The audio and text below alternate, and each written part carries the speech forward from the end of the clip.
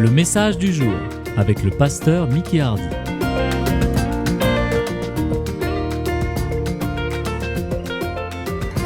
ce matin, je voudrais qu'on ouvre notre Bible dans l'Évangile de Jean, au chapitre 15.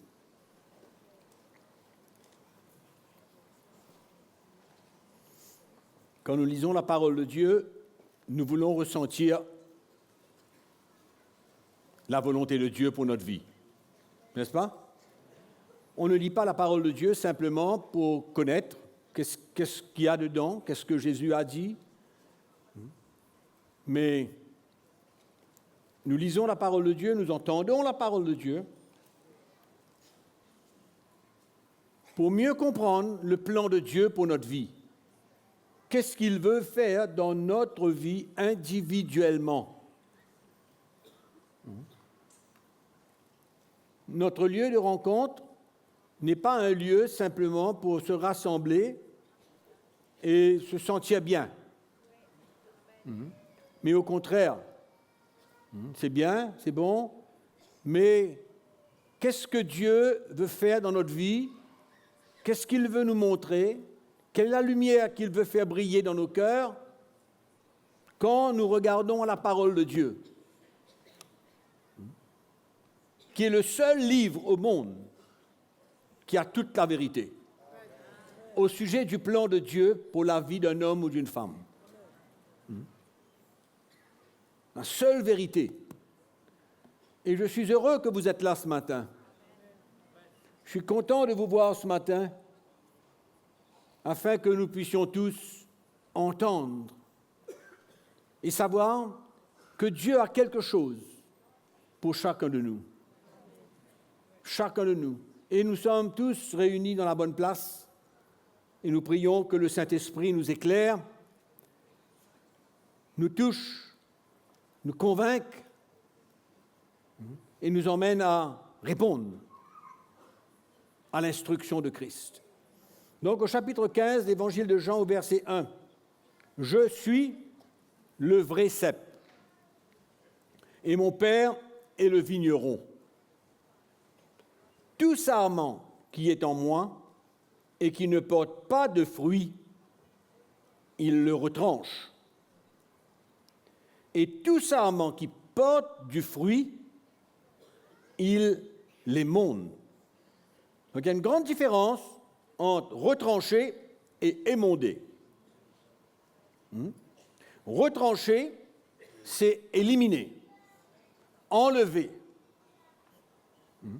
Émonder, c'est préparer pour produire davantage. Et c'est la différence entre les deux, entre retrancher et émonder. Donc il dit, tout sarment qui est en moi et qui ne porte pas de fruits, il le retranche. Et tout sarment qui porte du fruit, il l'émonde afin qu'il porte encore plus de fruits. La volonté de Dieu pour nos vies. Déjà, vous êtes purs à cause de la parole que je vous ai annoncée. Demeurez en moi et je demeurerai en vous. Comme le sarment ne peut de lui-même porter du fruit s'il ne demeure attaché au cep. Ainsi, vous ne le pouvez pas non plus si vous ne demeurez pas en moi. Nous ne pourrons pas porter du fruit si nous ne sommes pas attachés à Christ. Je suis le cep. Vous êtes les sarments. C'est quoi le cep?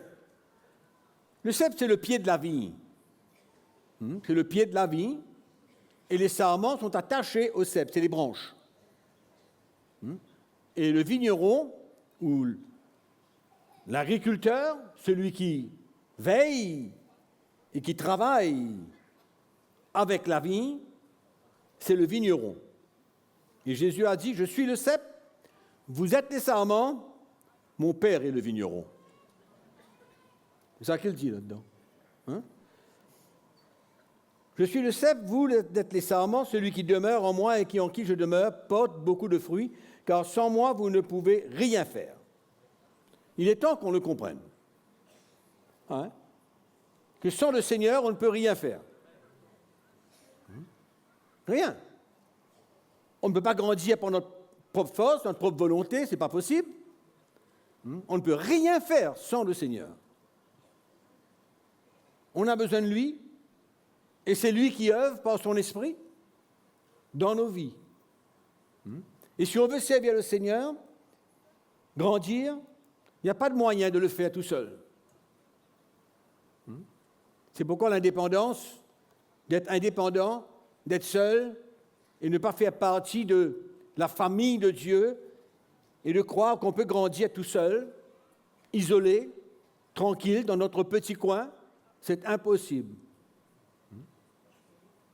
Jésus est le cep, nous sommes les sarments. Nous devons être attachés à lui. Et tous les sarments sont attachés au même cep.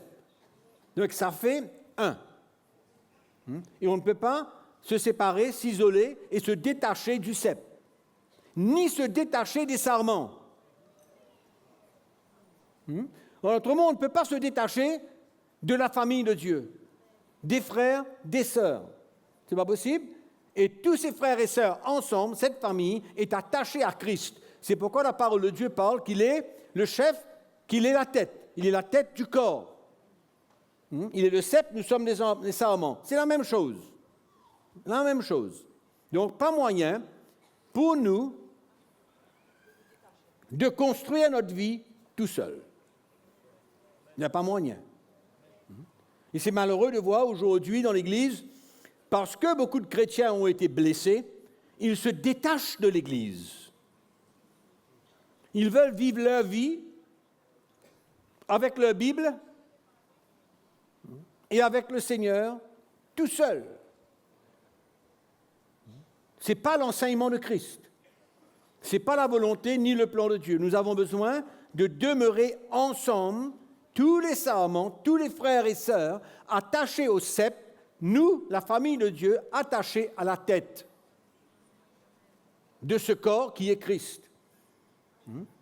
On comprend? C'est pourquoi le cep, c'est quoi? C'est le pied, le tronc de la vigne. Ça tient tout. Si quelqu'un ne demeure pas en moi, il est jeté dehors. Les paroles du Seigneur. Si quelqu'un ne demeure pas en moi, il est jeté dehors, comme le sarment. Et il sèche, puis on le ramasse, on le jette au feu, et il brûle. Malheureux. Si vous demeurez en moi et que mes paroles demeurent en vous, mes paroles demeurent en vous, demandez ce que vous voudrez et cela vous sera accordé. C'est comme s'il y a des conditions pour demander des choses au Seigneur. Il y a bien des conditions que nous avons besoin de rencontrer afin de pouvoir être libres de demander à Dieu ce que nous voulons. Quand nous sommes attachés au cep, quand nous demeurons en Christ, quand notre cœur est en lui et qu'on veut faire sa volonté, le Seigneur nous donne la liberté de lui demander ce qu'on veut. Parce que quand on est attaché à Christ, on ne va pas demander n'importe quoi. On ne va pas demander des choses qui vont nourrir notre chair, comme beaucoup le font, qui retirent un petit verset de la parole de Dieu et qui maintenant se croient obligés et libres de demander ce qu'ils veulent. Mais non! On ne peut pas demander ce qu'on veut si nos vies ne sont pas attachées à Christ, si les paroles de Christ ne demeurent pas en nous, si mes paroles demeurent en vous et que vous demeurez en moi. Alors, demandez ce que vous voulez. C'est la même chose, mes frères et sœurs, concernant la liberté que Dieu nous donne. Dieu n'a pas peur de nous donner cette liberté. Il n'a pas peur qu'on lui demande ce qu'on veut. Parce que son plan, c'est que nous soyons attachés à lui. Et que l'Esprit de Dieu nous conduise et que nous ne sommes pas conduits par les désirs de la chair. C'est tout simple. C'est tout simple. Demandez ce que vous voudrez, cela vous sera accordé. Si vous portez beaucoup de fruits, c'est ainsi que mon Père sera glorifié et que vous serez mes disciples. Il y a beaucoup de chrétiens, mais combien y a-t-il de disciples? Il y a des millions de chrétiens dans le monde, mais combien réellement y a-t-il des disciples?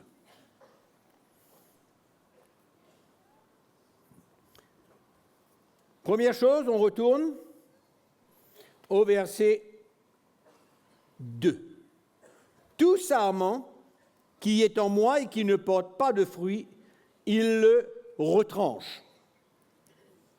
OK? Et tout sarment qui porte du fruit, il l'émonde. Est-ce que ça nous parle d'une correction de Dieu? D'une formation de Dieu? D'une discipline de Dieu? D'un châtiment de Dieu? D'un brisement de Dieu dans notre vie? Quand il émonde, les sarments qui portent de fruits, il les monte, afin de porter plus de fruits. Plus de fruits. Quand vous passez à côté d'une vigne et que vous regardez après la récolte, et il y a un moment où il y a le vigneron qui va émonder la vigne, les sarments, de manière à ce que, à la prochaine récolte, il y a encore plus de fruits. Donc c'est nécessaire. Il n'y a pas d'agriculteur ou de vigneron qui va laisser sa vigne, après avoir récolté du fruit, telle qu'elle est, pour attendre la prochaine récolte. Non. Il va toujours, à un moment donné, à un temps précis, la même chose pour nous. Quand Dieu veut agir dans notre vie, ce n'est pas notre choix. Ce n'est pas nous à choisir quand Dieu veut intervenir en nous, veut nous briser, veut nous former à l'image de son Fils. Ce n'est pas nous à choisir. Non. Nous avons besoin d'avoir simplement le désir dans notre cœur et l'acceptation de dire simplement, Seigneur, ce que tu veux, quand tu veux, je suis là, prêt, pour accepter ce que tu veux faire en moi, la manière dont tu veux me briser, me former, me discipliner.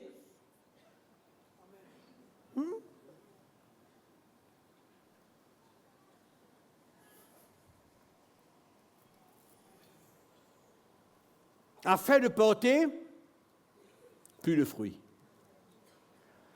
C'est une nécessité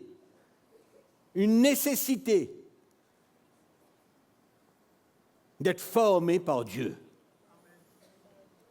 On ne peut pas compter sur notre connaissance, nos 2 années d'école biblique, les 25 ans que nous sommes dans l'Église. On ne peut pas compter là-dessus pour porter du fruit. On a besoin d'être émondé.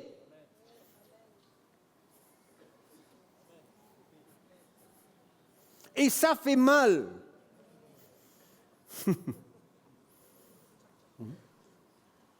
Ça fait mal. Ouvrez votre Bible avec moi dans l'Épître aux Hébreux, au chapitre 12.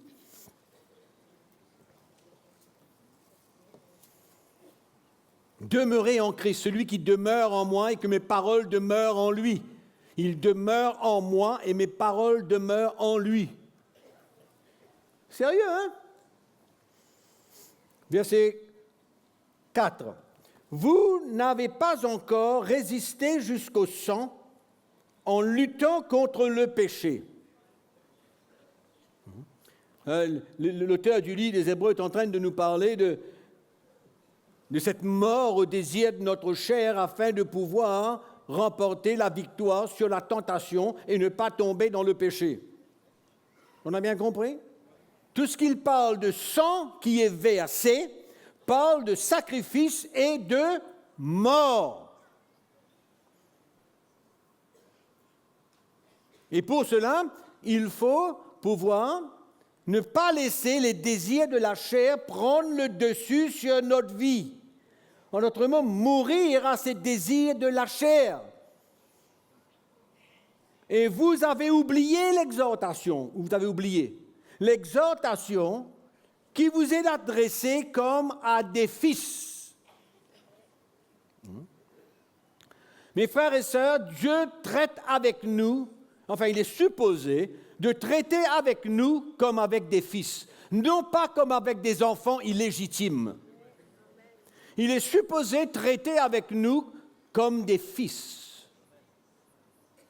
Et l'auteur du livre, il dit, vous avez oublié l'exhortation qui vous est adressée comme à des fils. Il faut être des fils dans la maison. Il faut être des filles dans la maison et non pas des enfants illégitimes. Des vrais fils, des vraies filles qui acceptent ce qui suit. Mon fils ne méprise pas le châtiment du Seigneur. Oh là là! Ne méprise pas le châtiment du Seigneur. La parole de Dieu nous dit que le châtiment qui nous donne la paix est tombé sur lui. Sur qui? Sur Christ. D'accord? La croix a été le châtiment de Dieu sur Jésus pour nous sauver de nos péchés. Et ici, la parole de Dieu nous dit, « Mon fils, ne méprise pas le châtiment du Seigneur et ne perds pas courage lorsqu'il te reprend, te corrige, t'instruit, te forme, te discipline. Ne fuis pas. Ne fuis pas, reste là. Accepte. Humilions-nous. Laissons-le nous briser. Hein? Oui. Afin de nous préparer pour porter encore un peu plus de fruits. Grandir. Hein? C'est pourquoi vous verrez ce que je suis en train de vous parler dans toute la Bible. C'est pourquoi la croix est l'élément fondamental de la vie chrétienne.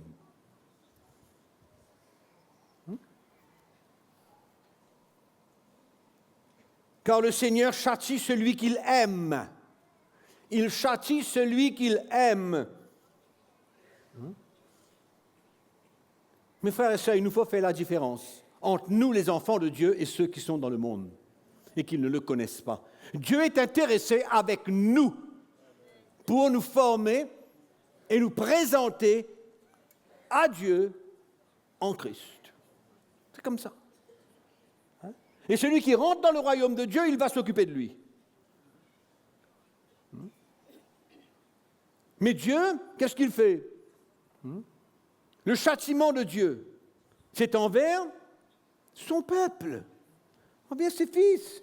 Et puis, ne parlons pas du jugement qu'il y a dans le monde. Ce n'est pas ce qu'on veut parler ce matin. Il y a des jugements qui tombent sur le monde aujourd'hui. Hein? Ça, c'est une autre affaire. Mais on parle de l'œuvre que Dieu a besoin de faire dans notre vie afin que nous puissions porter plus de fruits, grandir dans une maturité, ressembler à Christ davantage, porter sa vie. Il dit, supporter le châtiment, c'est comme des fils que Dieu vous traite. Hein? Amen. C'est comme des fils que Dieu vous traite. Quand le moment de la formation arrive, c'est le moment de Dieu. Amen. Quand il y a une épreuve, hein? Pourquoi est-ce qu'on questionne? Hein? Et souvent on veut comprendre. Pourquoi? C'est pourquoi il faut saisir l'esprit de l'Évangile et le cœur qu'il y a derrière tout cela. Il faut saisir le cœur de Christ, le cœur du Père, le cœur du Seigneur envers ses enfants. Il faut saisir cela. Pourquoi? Qu'est-ce qui motive Dieu pour nous châtier? Qu'est-ce qui motive Dieu pour nous discipliner? Quel est son cœur envers nous? Nous faire du tort? Nous écraser? Nous décourager? Non, pas du tout. Au contraire, de se servir de ces situations-là pour rester sur l'autel, continuer à prendre sa croix, permettre à Dieu de nous former, de nous briser, de nous façonner. Le châtiment de Dieu envers ses fils. Voilà ce que l'auteur dit. C'est comme des fils que Dieu nous traite, car quel est le fils qu'un père ne châtie pas? Quel est le fils qu'un père ne châtie pas? Si un père ne châtie pas son fils, il est irresponsable. Il ne fait pas ce que Dieu lui demande. Et aujourd'hui, le monde n'est pas intéressé avec ce que Dieu pense. Oui. Il n'y a plus de place pour châtier ses enfants. Discipliner, corriger, instruire, former, façonner. Il n'y a plus de place dans le monde pour ça. Hein? C'est extraordinaire.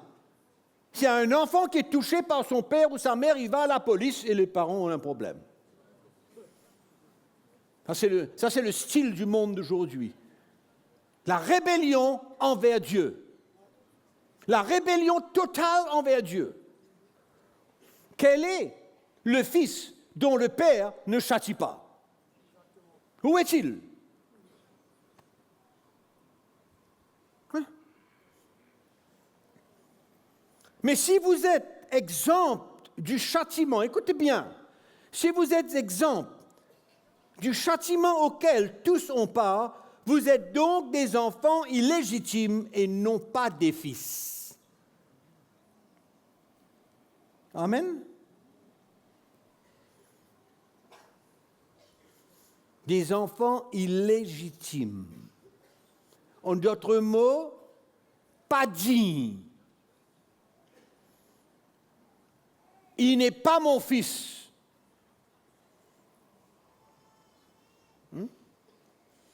C'est sérieux, hein?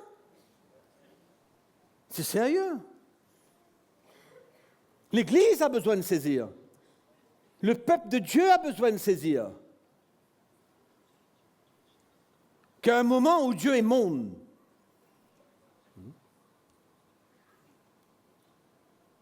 et ce n'est pas parce que Dieu nous a émondés une fois que c'est fini. Après chaque expérience d'avoir été émondé, croyez-moi, attendez-vous à une autre expérience. Parce que ce n'est pas fini. Et dans les derniers jours, Dieu est en train d'élever des hommes, des femmes qui portent sa vie. Des fils, des filles, pas des enfants illégitimes. Pas des enfants qui refusent d'être façonnés, d'être formés par Dieu.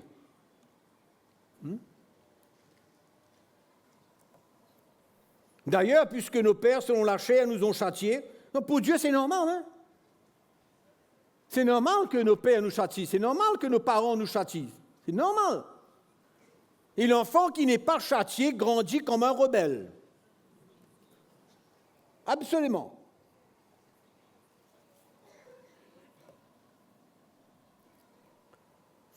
D'ailleurs, puisque nos pères selon la chair nous ont châtiés et que nous les avons respectés, voyez où est le respect bien? Nous les avons respectés. Nous avons respecté nos pères qui nous ont châtiés. Vous voyez comment le monde fonctionne? Le monde fonctionne exactement le contraire de ce que Dieu pense.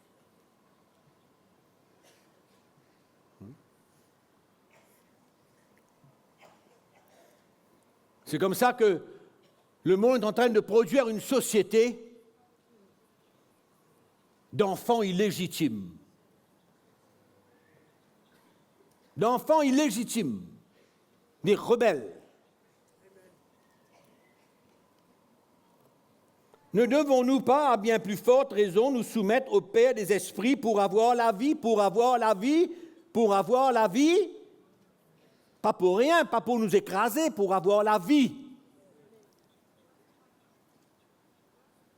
Hein? Ça ne vous dit rien? Est-ce que ça vous fait penser à quelque chose quand on parle d'avoir la vie? Est-ce que ça ne nous ramène pas à la croix de Christ? La souffrance, la mort et la résurrection. La résurrection, c'est la vie. Ça ne vous rappelle pas ce message de la croix pour chacun d'entre nous, où nous avons besoin de participer aux souffrances de Christ, à sa mort, afin de pouvoir avoir la vie en retour. Pour avoir la vie. Le châtiment de Dieu envers ses fils, c'est la croix qu'il nous demande de prendre.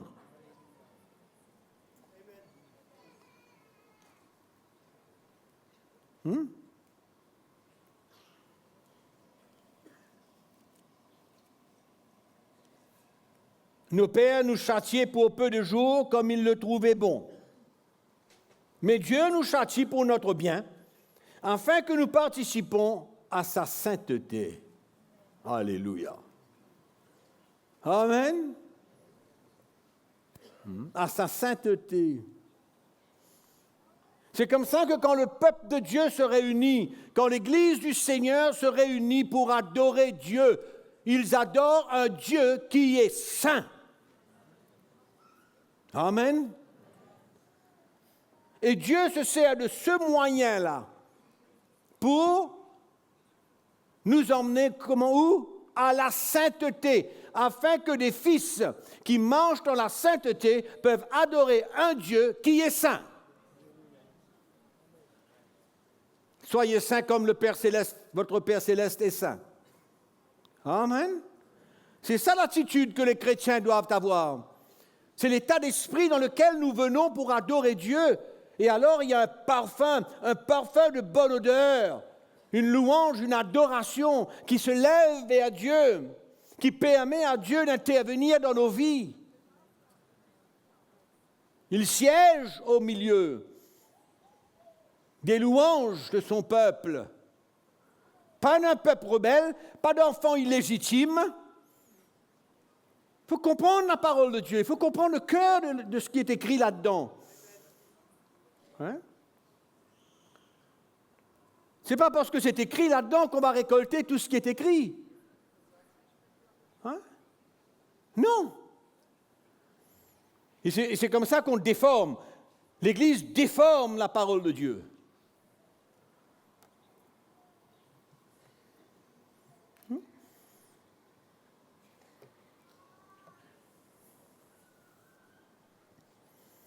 Ah, les pauvres sarments, qui sont continuellement émondés. Alléluia. La même chose, mes frères et sœurs, la même chose. Vous allez marcher dans une vigne où le vigneron n'a pas émondé les sarments. Et vous marchez dans une autre vigne où l'agriculteur, le vigneron, il a émondé les sarments. Même que vous n'êtes pas un vigneron, vous pouvez voir le résultat des deux. Il y a une vigne qui ne va pas produire autant de fruits parce que ça n'a pas été émondé. Et il y aura une autre vigne qui va produire des fruits davantage parce que cela a été émondé. je ne vous fais pas une leçon d'agriculture, mais je vais relier ça à la même chose concernant notre vie spirituelle. C'est pour ça qu'on reconnaît le chrétien qui n'est pas émondé. On reconnaît l'enfant illégitime et le fils. On reconnaît la fille et l'enfant illégitime. On le reconnaît, on le ressent. Dans le naturel, on voit. Dans l'esprit, on ressent. Quand vous rencontrez les chrétiens, vous les écoutez, vous ressentez leur cœur, vous savez si cette personne a été émondée. Vous savez, vous ressentez des paroles qui n'ont pas de vie, c'est sec, c'est mort, c'est juste une communication, c'est juste des paroles, le langage chrétien. Et par contre, quelqu'un qui a accepté le châtiment de Dieu, vous ressentez la vie de Christ. Il y a quelque chose qui émane de cette personne. Il y a un parfum de bonne odeur de la connaissance de Christ, comme Paul dit dans les Corinthiens. Le parfum de bonne odeur de la connaissance de Christ. Il y a un but dans tout cela. Mais si vous enlevez cette portion, si vous faites comme l'agriculteur qui est paresseux, le vigneron, il est paresseux, il ne fait rien, il laisse tout pousser comme ça. Quel genre de chrétien qu'on va produire? C'est pourquoi vous enlevez le message de la croix de Jésus-Christ dans votre vie. Vous demeurerez un indépendant, un rebelle et un enfant. Vous n'allez jamais grandir dans la maturité. Jamais. Vous pouvez connaître la Bible mieux que moi, je n'ai pas de problème. Mais ce n'est pas ça qui fait la différence. La différence, c'est dans le fruit que vous allez goûter. Et c'est la différence. C'est le fruit. Vous les reconnaîtrez comment? À leur fruit que vous allez les reconnaître.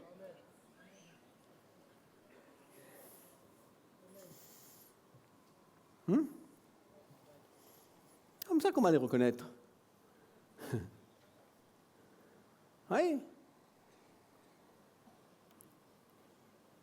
Mais je m'adresse aussi à tous ceux qui nous écoutent, qui sont sur le web. Vous êtes des chrétiens. Il y a un challenge, il y a un défi qui est devant nous. Dieu nous appelle, Dieu nous parle. J'ai dit au début, comme quoi qu'en lisant la parole de Dieu, en écoutant la parole de Dieu, qu'est-ce que nous voulons savoir? Le plan de Dieu pour notre vie. Pas simplement connaître que je suis le cep, vous êtes nécessairement mon père est le vigneron. Non, qu'est-ce que Dieu veut nous montrer? Qu'est-ce qu'il veut vous montrer? Amen. Et ça le but.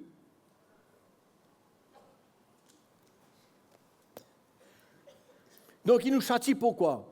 Pour notre bien, afin que nous parvenions à la sainteté.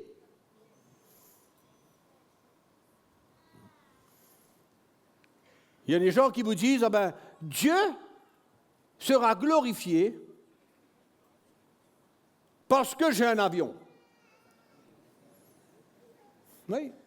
Dieu sera glorifié parce que j'ai une grande maison. Dieu n'a rien, Dieu n'est pas glorifié pour ça, croyez-moi. Il n'y a aucune preuve là-dedans. Ça ne montre rien, tout ça. L'argent n'a jamais rien démontré de spirituel. Au contraire, l'amour de l'argent, c'est la racine de tous les maux. L'argent n'a rien à faire dans le spirituel. Absolument rien à voir.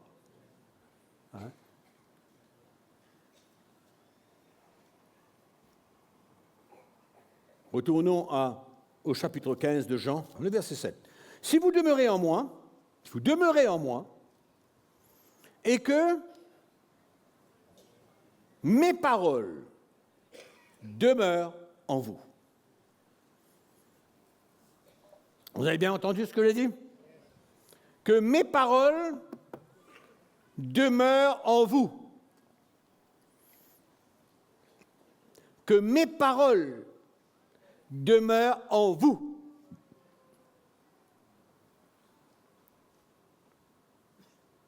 Le chrétien moderne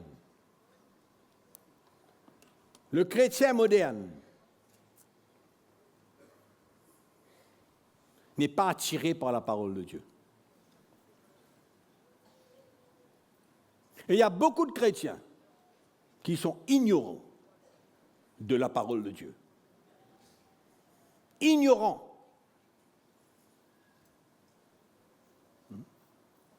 Comment grandir?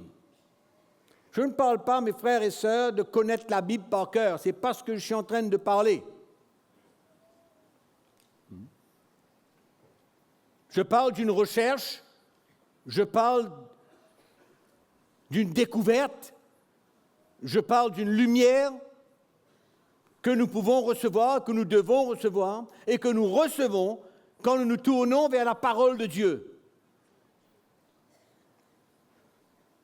Oui.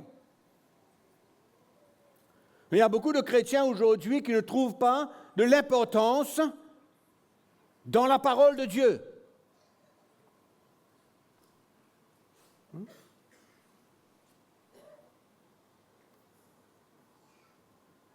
Pas de temps pour la parole de Dieu.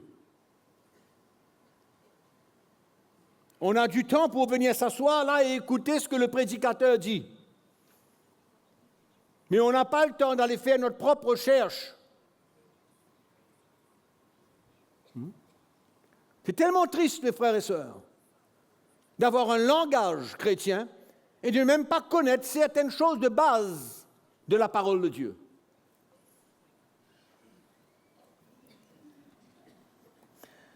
Donc, demandez ce que vous voudrez et cela vous sera accordé. Si vous portez beaucoup de fruits,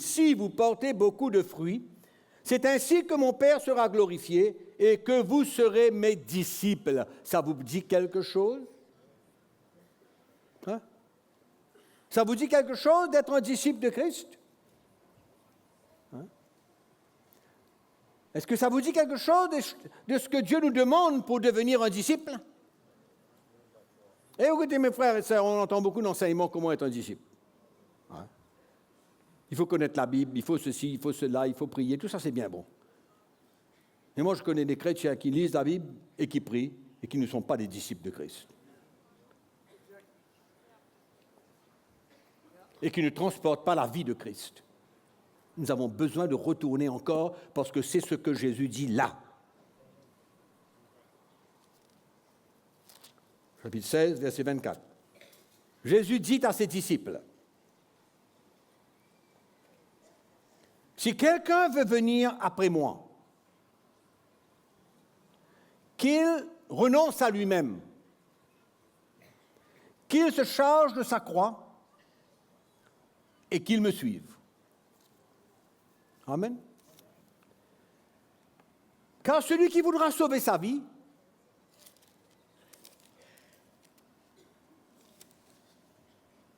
la perdra. Mais celui qui la perdra à cause de moi, la trouvera. Dans l'évangile de Luc, au chapitre 14, on voit le même texte, ou presque, et le verset 27 dit, « Et quiconque ne porte pas sa croix et ne me suit pas, il ne peut pas être mon disciple. » En d'autres mots, il n'y a aucune possibilité d'être un vrai disciple de Christ si le chrétien n'est pas prêt à renoncer à sa propre vie et à prendre sa croix et suivre Jésus. Il n'y a pas de possibilité, ce n'est pas moi qui le dis, c'est Jésus qui dit ça. Il ne peut pas être mon disciple s'il n'est pas prêt à renoncer à lui-même, prendre sa croix. Il ne peut pas être mon disciple. Amen.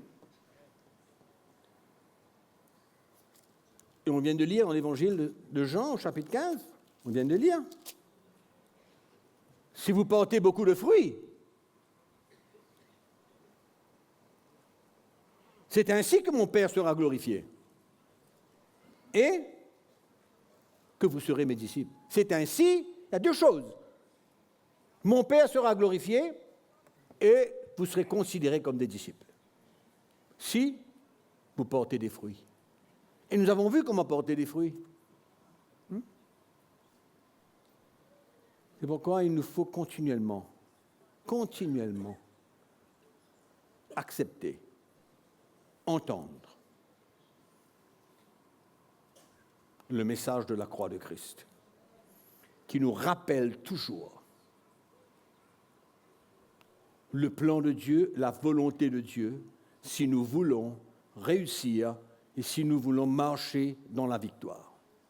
Il n'y a aucune autre façon. Amen. Toutes les autres choses que vous pouvez faire dans votre vie en dehors du message de la croix est une décoration. C'est une décoration. C'est comme des gens qui vont à la boutique et qui s'achètent des colliers, enfin le tout, et qui se présentent. Décoration. On se décore pour bien se présenter. Et malheureusement, beaucoup, et il y a une grosse proportion de chrétiens qui vivent selon la décoration chrétienne. Décoration. Ils ont le langage. Ils parlent comme si ils connaissent tout. Mais on ne les retrouve pas sur ce chemin étroit. Quand ils marchent, quand ils sont quelque part, on ne voit pas la croix sur eux. On ne voit pas qu'ils sont en train de porter une croix. Vous comprenez ce que je dis, hein? On voit tout le contraire. On voit des paroles, on voit de l'orgueil, on voit prétention, on voit beaucoup de choses. On voit la connaissance, mais on ne ressent rien. On ne ressent pas cette vie de Christ. On ne ressent pas le fruit qu'il y a, le produit de notre identification aux souffrances et à la mort de Christ. On ne voit pas, on ne ressent pas. C'est pourquoi Jésus parle de deux chemins. Un chemin étroit et un chemin qui est large. Le chemin qui est large, il mène à la perdition. Le chemin qui est étroit, il mène à la vie. Et il y a une grosse proportion de chrétiens qu'on ne les retrouve pas sur ce chemin étroit. On ne les retrouve pas. Ils ne sont pas là. Ils vivent leur vie. Hein? Ils parlent comme des vrais chrétiens, hein? Des vrais chrétiens. Ils ont le langage. Ils peuvent avoir beaucoup de charisme. Ils peuvent vous prêcher un message. Ouais. C'est pourquoi aujourd'hui, Dieu ne cherche pas des grands prédicateurs. Il cherche des hommes brisés, formés, façonnés par Dieu. Voilà ce qu'il cherche. Pourquoi? Pour transporter sa vie. Pour que le peuple de Dieu puisse ressentir l'onction de Dieu, la vie de Christ, une transmission dans l'esprit, une lumière. Les choses deviennent claires. Claires. C'est ça que Dieu est à la recherche de cela. Nous sommes les sarments. Et nous ne décidons rien. On ne décide rien. Quand les situations se présentent devant nous, quand les épreuves se présentent devant nous, rendons grâce à Dieu et disons, c'est le temps de Dieu pour moi. Qu'est-ce que Dieu veut faire dans ma vie maintenant? Hein? Et souvent, on sait ce qu'on est. On connaît nos faiblesses, on connaît nos manquements, on connaît des choses avec lesquelles nous sommes encore liés, on connaît le compromis, on connaît les choses dans notre vie. On connaît.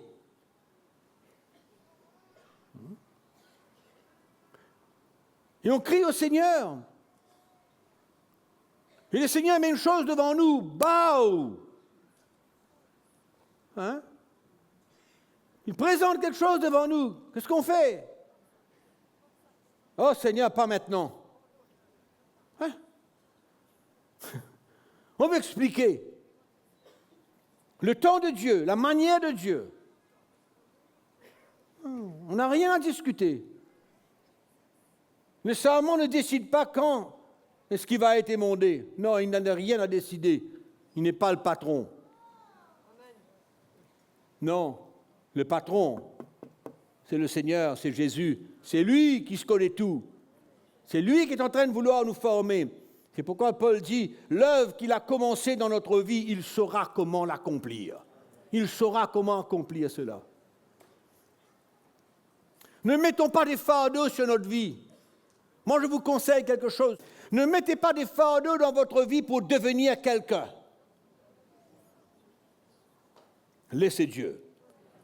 Ayez le désir. Cherchez Dieu. Ayez le désir d'arriver là où Dieu veut. Mais ne mettez pas un fardeau sur vous pour arriver là-bas. Non. N'agissons pas sous la loi. Laissons Dieu faire.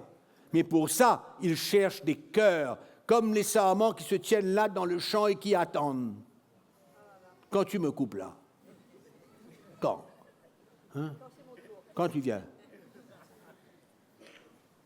Prêt. Il sait ce qui va venir sur sa vie. Il sait qu'il va être émondé. Il sait qu'on va le couper un peu. Il ne veut pas être retranché pour être jeté. Il veut être émondé pour porter beaucoup plus de fruits. C'est ça qu'il veut. Et c'est ça l'attitude que nous avons besoin d'avoir.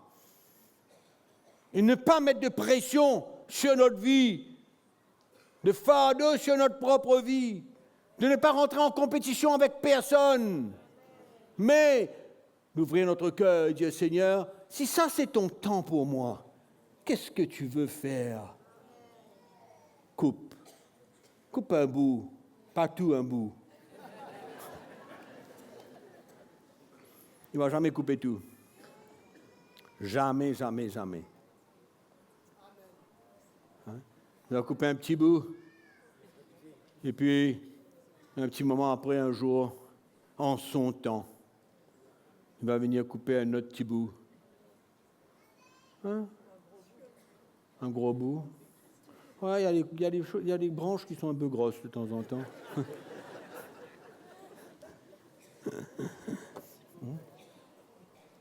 C'est vrai, mes frères et sœurs. C'est ça la vie chrétienne. Hein? On enlève ça de la vie chrétienne, qu'est-ce qui reste? De la religion. La religion. Et c'est ça le monde chrétien aujourd'hui. Moi, je ne finis pas de le répéter. L'Église pentecôtiste est en train de devenir une religion. Avec ses principes, comment dirais-je, des principes, des techniques, des trucs comme ça. C'est la religion. Il n'y a pas cette œuvre de Dieu. Hein? Ce sont les sarments qui poussent dans toute direction. Ils sont là, oui, ils sont là, on peut reconnaître. C'est une vie, quoi. Ouais. Mais on veut des fruits. Amen. C'est pas ça qu'on veut? On veut des fruits, on veut ressentir quelque chose dans le cœur. L'homme est en train de grandir, ma femme est en train de grandir, mes enfants sont en train de grandir, mon frère est en train de grandir. Hey! C'est ça qu'on veut ressentir dans la vie de tous les chrétiens. Pas qu'ils deviennent parfaits du jour au lendemain, non. Personne ne pourra être parfait sur cette terre de toutes les manières. Mais il y a une course. Comme Paul dit dans Philippiens, il y a une course à courir. On ne regarde pas en arrière, on regarde devant nous. Afin de quoi? D'avoir le prix de la vocation céleste en Jésus-Christ. Amen. Alléluia. Mes frères et sœurs, il n'y a pas de chemin. Il n'y a pas de chemin autre que de se laisser faire par le Seigneur. Amen. Nous sommes des simples petits sarments, mais le Seigneur a choisi les sarments pour porter du fruit. Amen. Il nous a choisis, nous tous ici, pour porter du fruit et des fruits en abondance. Amen. Et alors, vous avez le droit. Vous aurez le droit de demander à Dieu ce que vous voulez. Vous saurez quoi demander. Ouais. L'homme spirituel sait ce qu'il a besoin pour servir Dieu. L'homme charnel, lui, il cherche son intérêt. Il croit que Dieu va lui donner tout ce qu'il veut parce qu'il est écrit ces quelques mots dans la parole de Dieu. Ça ne marche pas comme ça. Dieu n'est pas un boutiquier. Il n'a pas une boutique. Il est sur le trône. Il règne. Il est le maître. Et nous sommes les serviteurs. Et vous savez, je termine, pour vous dire quelque chose. C'est bien. Vous savez ce que Jésus a dit à ses disciples un jour? Il a dit, écoutez, moi je ne vous appelle plus mes disciples, je vous appelle mes amis. Alléluia. Pourquoi? Parce que je ne vous ai pas caché tout ce que vous avez besoin de savoir. Allez lire dans l'évangile de Jean, vous allez voir. Je ne vous appelle plus mes disciples, ça c'est fini ça. Je prends une nouvelle dimension maintenant. Vous êtes mes amis. Pourquoi? Parce que je vous ai dit tout ce que j'avais besoin de vous dire de la part de mon Père. Je vous ai dit tout ce que le Père m'a demandé de vous dire. Donc vous êtes mes amis. Alléluia. Dieu n'est pas contre nous, mes frères et sœurs. Non. Non. Dieu n'est pas contre nous. Dieu est avec nous. Dieu est pour nous. Dieu veut faire de nous des vrais disciples.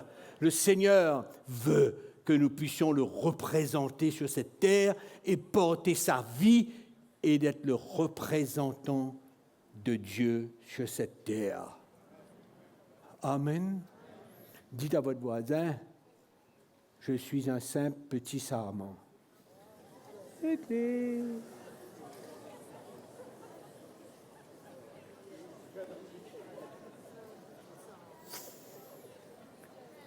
J'attends patiemment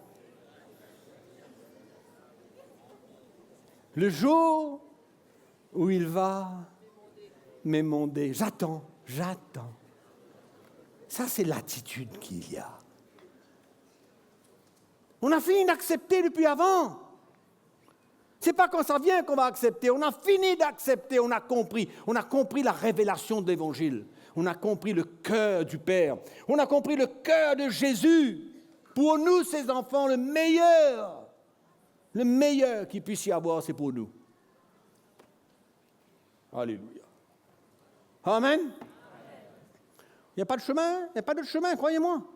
Il n'y a pas d'autre chemin. C'est le seul, l'unique, le vrai.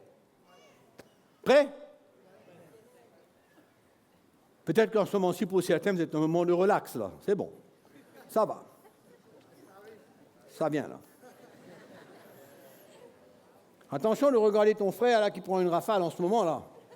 Pour toi, ça va venir un petit moment. Hein?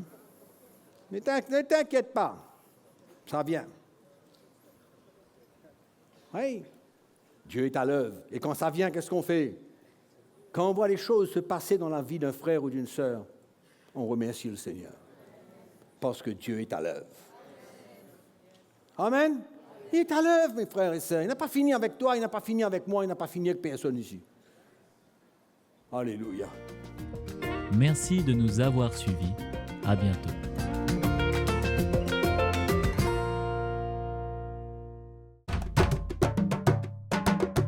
Pour plus d'informations, visitez le www.ctmi.org.